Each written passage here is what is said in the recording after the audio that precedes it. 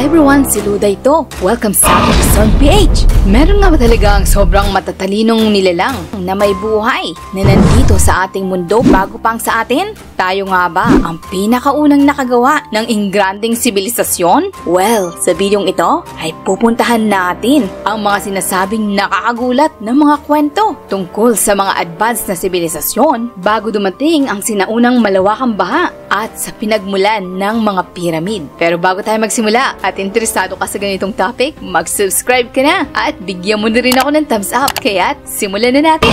Ang nawawalang mundo ni Noah. Napag-isip-isip mo na ba kung anong itsura ng ating mundo bago dumating ang malaki at malawakang baha? Tara, tingnan natin ng ilang sandali at suriin ang Biblia at tingnan kung ano nga ba ang itsura ng ating daigdig noong panahon ng antediluvian. Ang mundo ay isang naibang lugar. Walang mga nagtataasang bundok na punong-puno ng mga niebe o mga nagtataasang mabatong bundok. Ang tubig ng Nile River sa Egypt ay hindi dumadaloy patungo sa dagat ng Mediterranean. At wala ring sobrang magubat na Amazon. Ang lahat ay ibang-iba. Ikaw mismo, maaari mong masulyapan ang daigdig na ito sa simpleng pagbabasa lang sa libro ng Genesis. Ayon sa Biblia, na noong unang linggo na ika-3 araw, inipon niya ang mga tubig sa isang lugar na nakahiwalay sa matuyong lupain. Sa kalupaan, nilikha niya ang napakagandang lugar na tinawag na Eden. Mula sa Eden ay may 4 na malaki at malalawak na ilog na dumadaloy. Ano nga ba ang ibig sabihin nito? Mukhang dito ay minumungkahi na bago pa ang malawakang baha ay mayroon lang na nag-iisang kontinente. Maaaring nakatayo si Noah sa itaas ng kung saan man na burol na nakatingin sa Egypt, na sa halip na nakatingin sa dagat ng Mediterranean ay nakatingin sa bahagi ng Australia o kaya sa Antarctica. Ayon sa paniniwala ng Kristiyano, sa pagkakabuo ng mundo na bago pa ang malawakang baha ni Noah ay mayroon ng nag-iisang supercontinent at yan ay tinawag sa pangalang Rodinia. At sa kontinenteng iyon ay nakatira ang orihinal na sibilisasyon na nilikha ng Diyos. Sa salita na orihinal na sibilisasyon dito, ibig sabihin ay yung sibilisasyon na sinira ng malawakang baha. Yun yung mga ninuno ni Noah at yung mga apo ni Adam na kasama na ang mga Nephilim at yung mga fallen angel at lahat ng ibang mga karakter mula sa libro ng Biblia. Nakasama na dyan ang libro ni Enoch na isang panibagong malawak na istorya. Pero sa ngayon, pag-usapan muna natin ang kalupaan ng antediluvian. Ayon sa paniniwala na pagkakabuo ng mundo, ang malawakang baha ay sobrang bayolente at napaka-powerful na pinaghati-hati nito ang Rodonia. Ang mga piraso ay mga matinding nagbanggaan na nakabuo ng mga bundok at noong ang lahat ay humupa na, ang orihinal na supercontinent ay lumubog. Iminumungkahi na ang ating modernong mga kontinente ay binubuo ng mga maliit na bahagi ng orihinal na puzzle ng ating mundo. Marami sa mga lugar na tinitirhan ng sibilisasyon bago dumating ang malawakang baha ay mga nabalutan na ng putik sa pinakailalim ng dagat. Sino nga ba talaga ang bumuo ng mga pyramid? Paano kung malaman mo na hindi binuo ng mga Egyptian ang mga pyramid? Nagulat ka ba dito? Well, ipagpalagay na lang natin na ito'y mga haka-haka lamang. Pero kamakailan lang ang mga historian ay mga nagdududa kung ang mga sinaunang Egyptian nga ba ang talagang bumuo ng mga Great Pyramid ng Giza. Sa halip, mukhang ang pinakamalaking monumento na kailanman ay naipatayo dito sa ating mundo ay mga binuo ng nawawalang sibilisasyon at posibilidad ng mga alien ang pinagmulan. Ayon sa pangkalahatan at pangunahing agham o yung mainstream science, ang mga pyramid ng Giza ay mga naipatayo tinatansyang 2500 BC bilang alaalang mga monumento para sa mga parao. Subalit, ayon sa historian na si Jerry Cannon at si Malcolm Hutton, nagbigay sila ng kakaibang teorya. Sinabi nilang ang pyramid ay maaaring may tandang taon 12,000. Ayon sa kanilang pananaliksik, ang lahat ng 3 mga pyramid, pati na rin ang Sphinx, ay mga naipatayo bago pa nanirahan ang mga Egyptians sa Egypt. Ang katotohanan pa dito, ang mga ito'y naipatayo bago pa matapos ang pinakahuling Ice Age noong panahon na mayroon pang nabubuhay ng mga woolly mammoth na mga nagkalat lang. Hindi ito yung mga Egyptian. Pero sino? Iminumungkahi ni Jerry na ang mga taong bumuo ng pyramid ay bahagi ng mga sinaunang sibilisasyon ng Atlantis. At ito pa ang isang gugulat sa iyong mundo. Ayon sa teorya, ang mga mamayan ng Atlantis ay mga dumating sa planetang Earth mula sa mga bituin. Mga libong taon na ang nakakaraan. Mukhang napakagandang science fiction na istorya. Sang-ayon ka ba? Ang mga manlalakbay mula sa mga bituin ay mga nagtatag ng sibilisasyon sa ating mundo. Nagpatayo ng mga naglalakihang mga monumento na kagaya ng mga pyramid. At pagkatapos ay mga nawasak ng baha. At yan ay yung baha ni Noah na kaparehas sa mga sinasabi sa mga mitolohiyang kwento sa buong mundo. At noong humupa na ang tubig, ang kakaunting piraso na lang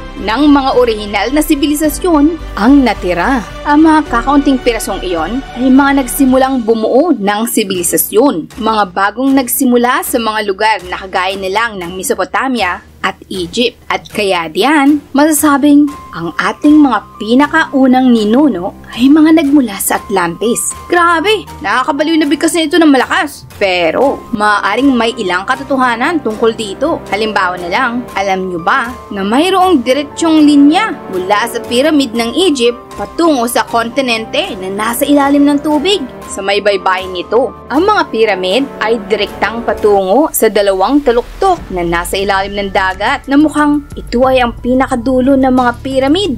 May mga mungkahi na ang mga ito ay mga nawawalang mga pyramid na nasa ilalim ng tubig mula sa panahon ng Atlantis. Kamakailan lang, sa interview ni Jerry Cannon, sinabi niyang ang tatlong maliliit na pyramid ng Giza ay maaaring mga ipinatayo ng mga Egyptian. Pero yan ay maaaring dahil sa ginaya lang nila ang tatlong mas malalaking mga pyramid na mga naiwan ng kanilang mga sinaunang ninuno. Wag mong susubukan kausapin ang mga Egyptologists tungkol dito, ha? Dahil ayaw nilang marinig ito. Pinapanatili ng mga otoridad ng Egypt na ang mga Egyptian ang mga nagpatayo ng mga pyramid at diyan nagtatapos ang kwento. Pero ayon kay Jerry, ayaw ng mga Egyptologists na tanggapin ang ibang mga posibilidad at kalaban nila ang sino man na magsasabi ng mga salungat dito. Ano ang masasabi mo sa teoryang ito? Nakakatuwa, no? Ang Atlantis. Ang istorya ng Atlantis ay may libong taon na ang tanda. Ito'y binigyang buhay ng isang Greek philosopher na si Plato. Inilarawan niya na ang syudad ay tinitirhan ng mga magagaling at may matataas na advanced na sibilisasyon. Ang sibilisasyong iyon ay naging sobrang advanced na naging mapagmalaki at yun ang ikinagalit ng Diyos sa kanila. Kaya't sila'y winasak dahil sa kanilang pagiging arogante. Sila'y mga nawasak at nawala sa loob lamang ng isang gabi mula sa napakalaking kalamidad. At sa loob lamang ng ilang minuto, ang buong syudad ng Atlantis ay lumubog sa ilalim ng dagat. Madaling makita ang kaugnayan sa pagitan ng Atlantis at ng Arko ni Noah. Makikita rin ito sa mga mitolohiya ng Hawaii, yung mitolohiya ng Mu, ang bungo ng arko. Halos bawat sibilisasyon ay may sulatin tungkol sa malawakang baha at ng muling kapanganakan ng ating mundo pagkatapos ng malawakang baha. Maging ang linya ng panahon ay tumutugma sa istorya ng Atlantis kung kailan itong nangyari. Ayon sa geological na pag-aaral, merong nga talagang nangyaring sakuna noong papatapos na ang panahon ng Ice Age, noong ang mundo ay maaaring nabaha. Maaaring nangyari ito, tinatantsyang 11,600 taon na ang nakakaraan. Ang petsa na ibinigay ni Plato sa pagkawasak ng Atlantis, 9,600 before Christ, o tinatantsyang 11,600 taon na ang nakakaraan. Idagdag pa dyan, nakumpirma ng mga scientists na ang pisikal at anatomiya ng mga tao noong panahon iyon ay mga naahawig sa atin, na mayroon silang mga talino na kagaya natin. At kahit na ganun pa man, hindi pa rin natin alam kung mayroon nga ba talagang Atlantis. Ang buong konsepto ng advance ng mga tao na mga naglaho noong panahong iyon at mga nawasak ng baha ay isa pa rin posible. Ang sibilisasyon bago dumating ang mga tao sa mundo. May tinatawag silang Solarian Hypothesis na ito'y nagmumungkahi na noong matagal ng panahon bago pa nag-evolve ang mga tao ay mayroon ng ibang sibilisasyon na nakatira dito sa ating planeta at maaaring ito na yung pinakahuling lipunan ng antediluvian. Mga lahi bago pa dumating ang mga tao dito sa mundo na nanditong nanirahan sa ating planetang Earth mga libong milyong taon na ang nakakaraan. Pinaniniwalaan ng iba na maaaring ito yung mga lahi ng tao na nag-evolve at saka nalipol at pagkatapos ay muling bumalik uli at nag-advance at kinalaunan ay naging tayo na. Ayon kay Gavin Sneed, na direktor ng NASA ng Goddard Institute mula sa pag-aaral ng kalawakan, ang tanong niya, paano mo malalaman na tayo lang ang nagkaroon ng sibilisasyon sa ating sariling planeta? Tulad ng naiulat sa Atlantic, pagdating sa direktang ebidensya ng industriya ng sibilisasyon, kagaya ng mga kalsada, mga syudad, ang geological na mga record nito ay hindi lalagpas sa tinatawag na Quaternary Period na mga 2.6 million years na ang nakakaraan. At kung babalik tayo sa panahon na ganung katagal, hindi na tao ang pinag-uusapan dito. Maaaring ito yung mga sinaunang nilalang ng mga may mauunlad na sibilisasyon. Subalit, kahit na nga ang sibilisasyon ay tumagal ng kahit na 100,000 taon ng mga 500 times na mas matagal pa kaysa sa atin, wala nang mga ebidensyang matitira mula sa kanila. May kakaunting ebidensya na maaaring tama ang hypothesis na ito. Subalit, mayroong mga scientific fact na nagsasabing maaaring ito ay posible. Ang tanong dito, anong mga senyales o mga epekto ang kanilang mga naiwan? At anong mga maiiwan ng ating sibilisasyon mga milyong taon mula ngayon? Kung nagustuhan mo at nag-enjoy ka sa video ito, mag-subscribe ka na at i-share mo na rin sa mga kaibigan mo. Bigyan mo na rin ako ng thumbs up sa ibaba ng video. I-check mo na rin ang isa sa mga video sa kaliwa o kanan. Sigurado ko, mag-i-enjoy ka. See you on my next video guys. Hanggang sa muli. Bye!